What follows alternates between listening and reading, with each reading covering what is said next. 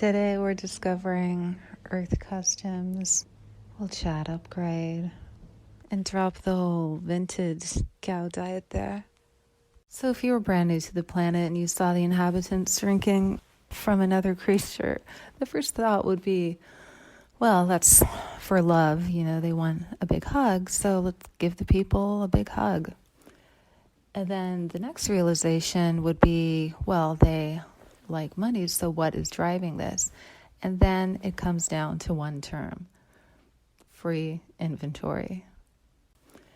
So with milk, you just want to pour a beverage that matches the liquid that used to nourish you. I don't think you mean to go breastfeed from another type of mammal like a cow, because that would be odd to try to breastfeed from a different creature. And I don't think you mean to do that. You just want the nourishment of milk. And so you should from plant milk. Plant milk.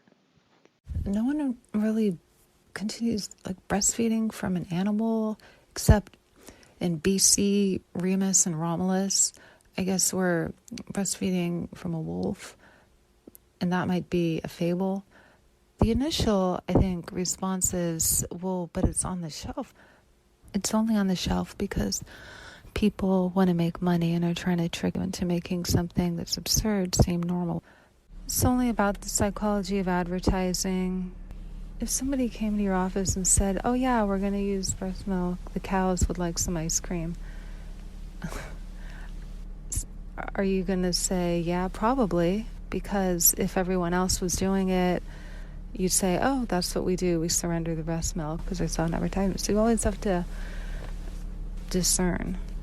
Would you really stand for your sister's breast milk or your wife's breast milk being used for a pizza and having her kids offed because another species wants to make pizza? You can eat pizza from plant-based. There are like a ton of recipes online. So let's welcome Brad to the show. Brad's an attorney in Los Angeles, California. Brad, welcome. Melanie? Yeah, thank you. So Brad, seems like the reason that anybody would go about breastfeeding from other mammals is because of two factors. Your neighbor's doing it, and we want to copy what your neighbor does. If he goes to get a triple bypass surgery at the hospital, you want to also get your bypass surgery. If he has health problems, you want to get your health problems too. Second factor is media, images. I saw a photo of a cow on the side of a truck, and he seemed pleasant. Therefore, there must be no factories involved. It must just be pleasant. Do you think people can see past that? I don't know. I mean, I think that the industry does a pretty good job of trying to kind of create this sort of notion of happy cows, and there used to be an actual ad campaign in California about happy cows, and that was, I think, tied to the dairy industry. I don't think that people think, if they're not looking hard at the industry, I don't think they get a sense of what the industry actually does on a systemic basis. So, yeah, the dairy industry, obviously, for one thing, I think a lot of people are still somewhat ignorant about how cows produce milk. I mean, that's where you have to start. Cows have to be pregnant like any other mammal before they produce milk. Mm-hmm. And so the industry creates a situation where cows are constantly pregnant by artificially inseminating them. And so they're constantly producing calves that the industry does not need, at least certainly all the male calves it does not need, partly because they're not beef cattle, so they're never going to be raised for beef per se, and so a male of the dairy cow, subspecies is not particularly useful, and so they obviously cannot be allowed to drink their mother's milk, and so they are shunted off to either, sometimes they're killed immediately by various methods, and sometimes they're sold or used as veal calves, which means they sort of live about 6 months and they are in isolation, kept from their mothers, and they are fed an intentionally iron depleted diet of some sort of milk substitute that lacks all iron, because veal producers are looking for a very sort of white flesh, and so the iron deficiency is what creates that, and so that's what happens to male calves that are natural, or not naturally, but inevitably produced as a result of the dairy industry. And then females, of course, suffer the same fate as their mothers, which is to be constantly impregnated for the brief time that they are productive in milk production, which is only a fragment, a small fraction of their normal lifespan. So, typical dairy cow is being impregnated and milked constantly, and typically either her milk production will fall off after a period of about 3 or 4 years, at which point she'll be sent to slaughter, or she will have other health effects that are the inevitable consequence of having her body exploited the way it is. So uterine prolapse is common, various infections are common, and so I think that all of that is not really common knowledge among the general public. I think there are certainly folks who are critical of the industry who are aware of it, but I don't think that I think a lot of people have not taken a hard look at how the industry necessarily operates. I don't get the perception at all that some humans feel like more important than their mammal cohorts. Every mammal, eyes, nose, mouth, body, all feel bonds with their young. Everybody across the spectrum loves their young. Consciousness is a singularity. It permeates all beings. Earthlings, upgrade. I think that's why they're snorting. You hear them walk by and they're snorting from all the milk phlegm of the dairy. And then you have education, which sometimes brings that outdated pyramid chart to the table, when it's already known by the medical community that dairy and meat really aren't very healthy. Even schools herald dairy whilst omitting class field trips down to the dairy factory, because they know how students would respond, like, oh my God, I cannot fathom, and go make a plant pizza with their friends. Great to be educated about how your food gets to the table. I agree, but then you're up, especially in the public school system. That is very much constrained. So a friend of mine was actually just talking to me about this, because she's a teacher, and she was explaining to me that even though she's vegan, as a teacher, she was constrained about what she could say to her students about nutrition. And if her school, and of course, like all public schools, they've adopted the food pyramid, which the dairy industry and the meat industry has substantial input into, which is produced by the USDA. Then if the school board adopts that, then there is no freedom for teachers to talk about things like the realities of the dairy industry. Maybe in high school, maybe you could find a class where there's that kind of academic freedom. There are many ways to understand the tone of the Earth planet, and the cow industry is just one of them, where often what's really happening is hidden in order to engender a response of a person being a consumer. I just love how the well-meaning, wonderful Earthling community just hops to, according to whatever media tells them to do, without even notion that all of that is generated for the purpose of money from you being customers. So whether it's pharmaceuticals to intentionally kind of make people sick, you would just never imagine that. It's no, everyone wants to make me healthy, and you can't even conceive that, no, that is not it at all on this planet. Maybe your immediate family likes you to be healthy, and that's great. But the consumer industry and the conglomerates of the world's goal is money and driving profit margins. And with systems intersecting, I heard the government issued like a cow industry bailout for like $1 million. Oh yeah, I mean, agricultural subsidies are a whole thing, and I'm not an expert in them, but there's a whole lot of agricultural subsidies that are used primarily to prop up animal products one way or another, or the feed crops that are used to create dairy and beef and pork, and there are fewer subsidies for just fresh vegetables and things like that.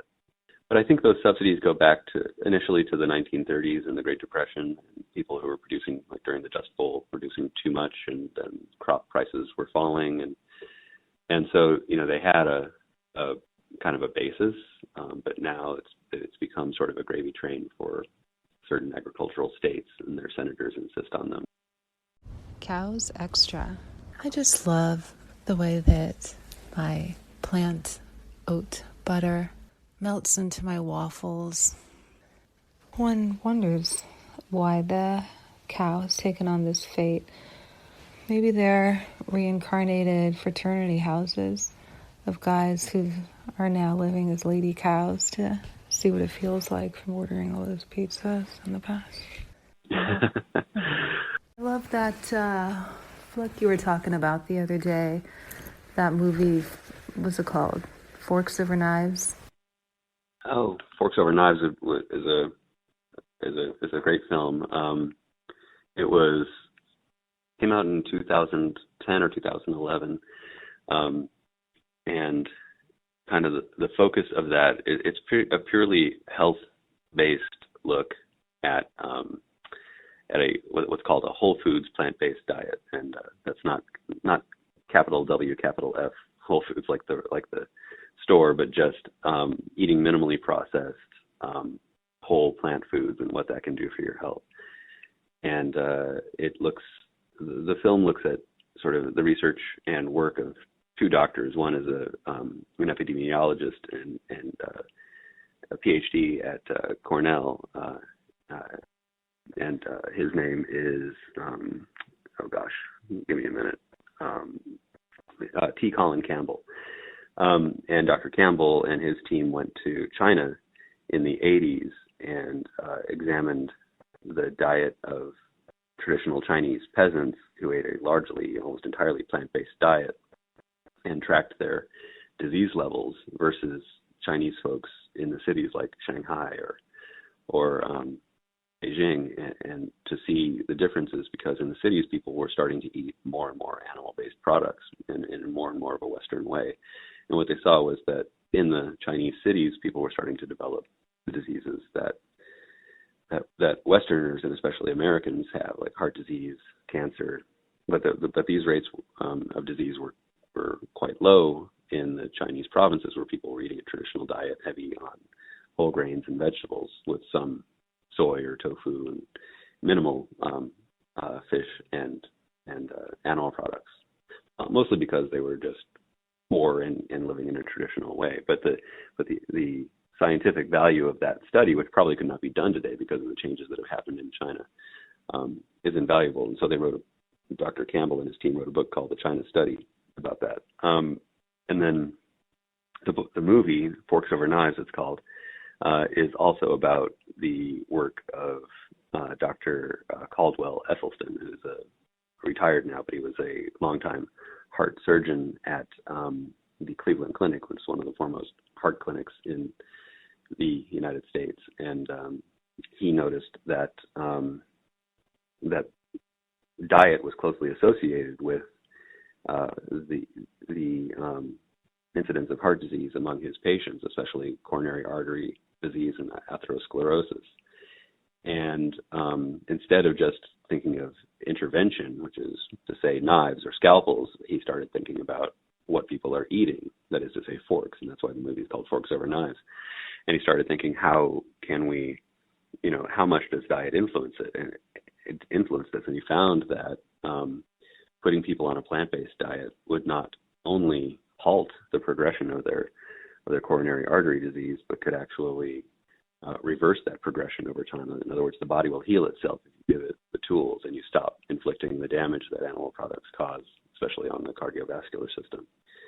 And so the two of them working together helped to create this film that kind of develops this sort of holistic view from a health perspective on the benefits of a plant-based diet. And it was very influential to me. I was already vegetarian for many years, but it did persuade me to go vegan, and that was 12 years ago, I guess.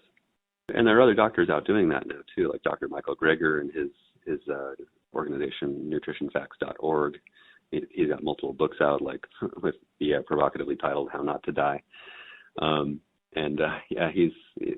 Other doctors have now taken up the cause, which is great to see. So leave out the carcass from the dining table, is what I'm hearing you say. Remember that lady's body was removed from Times Square, the billboard of her holding cookies, because people thought it was this debate, and it probably is that too, about women and pregnancy and body. But it seems a lot more likely that it was just this mirrored image of how people, breastfeed from the cow. And that's supposed to be, according to like media, how we talked about systems intersecting, like media or education or cow industry and pharmaceutical. Like the image was too woke. It woke people up, and the media is kind of like, hey, take that down. People, you're all supposed to be under the ether. Yeah, drink the cow milk. You're not supposed to get like some brazen, clear image of what you're actually doing. No, don't do, like it was too obvious. And I love that, she had no angle of trying to do it that way. It was just her cookbook. But synchronistically, in a time where people are trying to wake up out of absurdity and wake up from psychology of advertising, it made people aware, like, oh, like food at the breast, and is that what we're doing with the cow? Certainly the media will avoid talking about the influence of animal agriculture on the environment, on health. They will skirt the issue. And that happens also, frankly, at the United Nations, where people are talking about, for example, how to meet various climate objectives. Is they will look at the transportation sector, even though if you look at total, for example, methane emissions, the single greatest source of methane emissions is the worldwide beef industry. If they were to propose a treaty along those lines, that it just simply wouldn't be ratified. And so, but I'm heartened occasionally, like around the world, you do see countries that are making shifts. Like Denmark recently adopted a plan to transition to plant-based diets, which is very encouraging. But I mean, your comment I thought was a good one. Media, I think one of the reasons is culture. People, culture broadly defined, like just belief systems about what you need, belief systems, what you need nutritionally, by people's friends and family and by their upbringing and often even in their religion. I think you have to be a particular person, one who searches out actual facts, one who then can assess that evidence and decide that they want to change their way of living in the world. It takes a lot of willpower and thought. And then also there's the added factor of, say you want to do it, then you have to think about how to do it. A lot of people are authentically daunted by, well, what do I eat if I'm only eating plants? Which is really a sad commentary on the American diet, that almost none of our food choices at your restaurant or grocery store, especially in middle America, are good food choices. I think the people can just continue eating what they normally eat in the plant form. Same thing in plant form is like you eat sausage, so you order plant sausage. Bacon, you get new plant bacon, so tasty. We're all upgrading. Gardein meatball. If people had a Gardein meatball, their conclusion would be, oh, I see. I have no need for farm animals to enter the dining table anymore. Even if you were to, not talk about the sort of well-known vegan doctors like Dr. Esselstyn or Dr. Greger or some of the others, but just talk about food commentators who are not vegan, like Michael Pollan, the author of Omnivore's Dilemma. He said his mantra is eat food, meaning real food, whole foods, not too much, mostly plants, right? So most of our food, all experts agree that most of our food should be coming from plants. I mean, there are a few outliers who talk about keto and an all-meat diet, but most people who are educated in nutrition think that as primates, most of our food should be coming from plants. And it's really kind of disheartening because I look at a menu when I go to a mainstream restaurant, and I think I can eat 3 of the items on this 40-item menu. And that's kind of stunning. That think of eating plants as so daunting we can hardly imagine how to do it. Especially when we have opposing thumbs. Well, right. Yeah, we're not. I mean, that's an interesting question too. I mean, evolution and how we were evolved. Well, you have to tell them. They don't know. They're serving up animal because they think people like that. And then people are like, oh, but no, I just had my cow or animal at the petit restaurant, and I didn't see any of the murder take place. Well, what does that make you, the hitman, paying the assassin by paying for that meal? Maybe that's okay for like a lion who just ate a zebra and is sprawled out on the Serengeti, tired, lethargic, napping through the day because he doesn't have a mortgage to pay or product to develop. But for most of the humans, you have to be energy strong, like Brad here, who's a successful lawyer specializing in litigation, has to be on top of his game, and so do you. Therefore, we choose thick, rich, meaty plant protein, stabilizing our energy. In the 21st century, in an industrialized nation, we can access plant protein. Oh, yeah. Well, these days, we know that a plant-based diet is certainly available, and it's much easier on the environment for all sorts of reasons. And the main one that I think goes unnoticed for people when they might hear occasionally, oh, if you go vegan, you cut your climate, your global warming footprint substantially, and it's hard to think, well, why would that matter? In the United States and in most of the industrialized world, cattle are not grass-fed. Grass-fed is sort of this rare thing where people tout it, and that you find it sometimes at a high-end restaurant, but you don't see it all the time. And the reason is that most cattle they might be pasture raised for a bit, but then they get fattened in concentrated animal feeding operations, or CAFOs, and there they are fed a diet almost exclusively of grain or soy, so usually corn or soy. And those products, they have to be grown. And so now you're talking about keeping a vast amount of land under cultivation, not to feed humans, but to feed beef cattle or pigs. And so that means that, for example, in the case of a typical pound of beef, that takes 16 pounds of grain to create 1 pound of beef.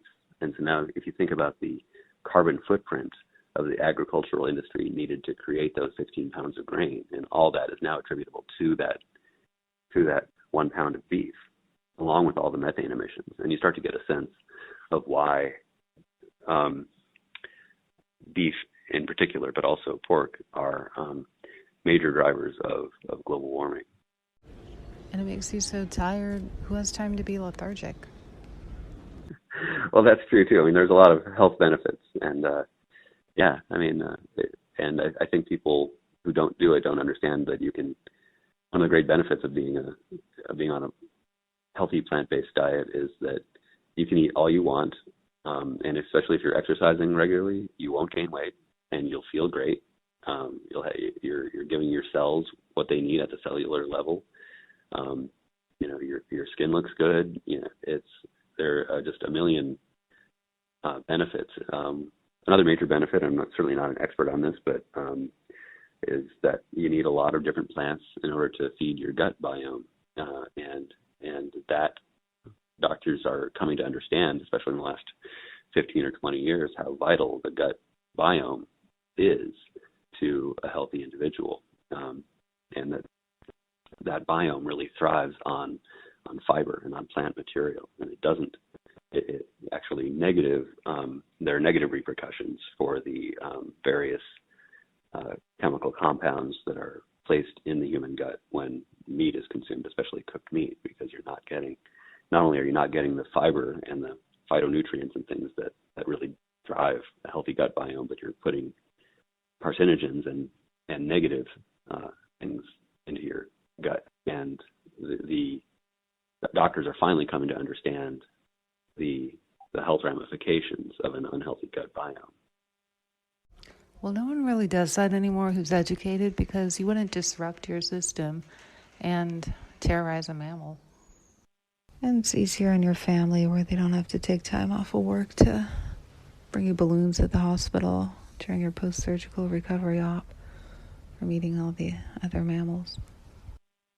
Yeah, and I think so. You've got, and again, I'm not a medical doctor, but my personal observation is that you have patients who, see what they call a normal meat-based diet, or the standard American diet, SAD, as being obviously the baseline, right? So even though the food that they're consuming is what's harming them, they can't see it. It's like they're benighted. They're in a cave, and they're surrounded by everyone else who's doing the same thing. And if they see that as normal, then they can't perceive that the food they're choosing to put in their bodies is what is causing their maladies and their illnesses, whether it's heart disease or cancer or obesity or diabetes, or so many of them. Even autoimmune diseases have been linked to consumption of animal products. And so you have patients who can't even fathom it, and then they go to doctors, and doctors are largely trained in an invasive type of Western medicine. I mean, it's starting to change, which I appreciate, but largely they've been trained to, okay, either we do surgery or we give pills, and those strategies, those invasive strategies, are not designed to address, not designed to be preventative. And what we're talking about here when it comes to diet is absolutely about preventative medicine. It's not necessarily profitable for the medical industry or for the drug industry, but it is a way to live a long life and be healthy throughout your life.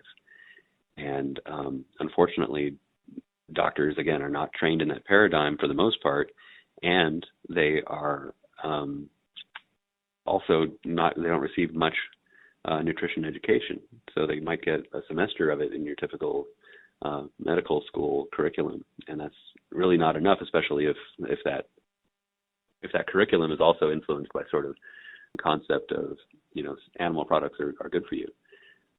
And especially, of course, and then you have those doctors who are themselves part of the general community, and they share in those same views. And so they're not going to counsel their patients, even if they have heart disease. They're usually not going to counsel their patients, hey, go on a plant-based diet and we can reverse this. They're probably not going to say that. And it is unfortunate. There are exceptions, and there have been. The Pritikin Institute, going back to the 1970s, has definitely advocated that. And Dr. Greger, Michael Greger, who I mentioned earlier, he makes it his sort of life's work to go around and talk to medical students about the need for transitioning to a whole foods, plant-based diet to prevent many of the diseases that afflict people in the West. he's doing great work. Well, it's a great point you make, because it seems like the Earth people must be on a path toward learning empowerment, because at every juncture there's a new audition to, look outside themselves rather than focus within and take care of themselves. And as you just pointed out, doctors have limited training. I mean, it's great that you're so informed and in the know. What an example to other men and women. Thank you. Yeah, I mean, it was a transition for me too. I mean, I was vegetarian for almost 20 years, and then I went vegan. And when I went vegan, I was still looking at how can I eat something that's as close as possible to the burgers or to the other things that I used to eat. And now, I mean, I do enjoy occasionally like a Beyond Burger or something, but for the most part, I search out and appreciate just eating a whole foods plant-based diet. And that certainly doesn't mean that it's low protein. I eat quite a bit of protein, and it's just in plant form, whether it's tofu or lentils or beans or seitan or veggie chicken from Gardein or tempeh, all sorts of things. And that's one of the great things about a plant-based diet is you end up exploring the tremendous variety of edible plants as opposed to the 3 or 4 kinds of animal flesh that are typically consumed. I eat a full Impossible Burger before I leave the house in the morning, or a bowl of chili. That's after cereal, plant-based. I don't understand these people drinking a dainty cup of coffee. Good for them, but I could not. And by the way, what do they do at 2 p.m. when they crash? More coffee? What? Then they're up at 2 a.m. in the kitchen eating birds. Symbiosis is when things work out for both parties, and the cow-human interface just isn't a symbiotic union. The cows have to be constantly impregnated for your pizza, and what do you think happens to their babies? Because they're not allowed to drink the milk because it's for your pizza. Back to the past when people used to use cow milk for their pizzas. So what do you think happens to them? And how do you think that the cow gets pregnant? Hint, it's not by mating with another cow. Hashtag cow edition. Yeah, there's a lot of things that are interesting about that. We're the only species that, for example, consumes another species' milk. It is a very it's a bit of a head scratcher. That creates some fertility issues in women because of the cow pregnancy hormones and how they irritate the lining of the womb. Like when they eat a nipple pizza from their cow diet there. I'm sorry, but that's what it is, contents of nipple. The whole vintage cow diet is played out. Time to level up. I've always appreciated the slogan that I think it was an animal rights group came up with, which was "Not your mom, not your milk," and I think that just sort of sums it up. I mean, both from an animal rights perspective, it's not yours to take, but also from a nutrition and health perspective, it's like you should be weaned off milk when you're 18 months or whatever the appropriate time is for humans, and after that, like all other mammals, you should find other sources of food.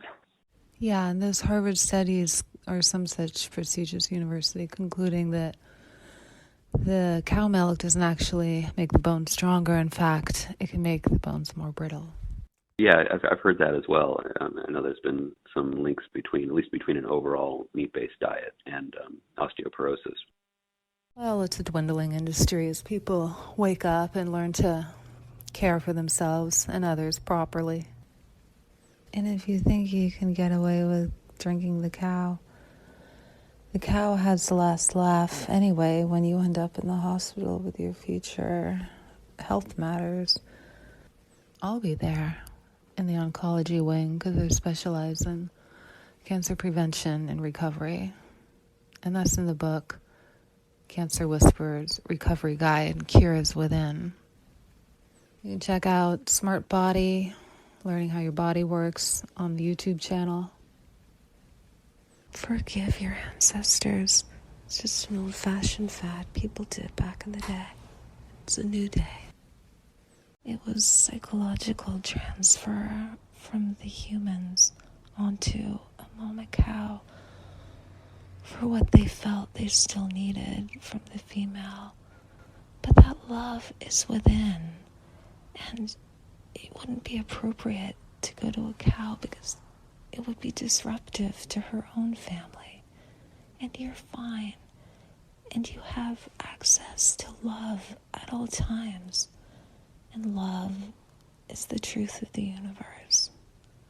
Well, we have got to end this show because we have to move on. I'm going to make Smart Body available on the YouTube channel. So that's like a listener reward. Click on Smart Body. Well, thank you so much, Brad. This is so enlightening. I think that it's very inspiring to people to learn how successful you are with steady energy all day long from your plant-based diet and your clear skin. Thank you. And I'll text you. Sounds great. I appreciated the opportunity, and I look forward to hearing from you. Take care. Thanks.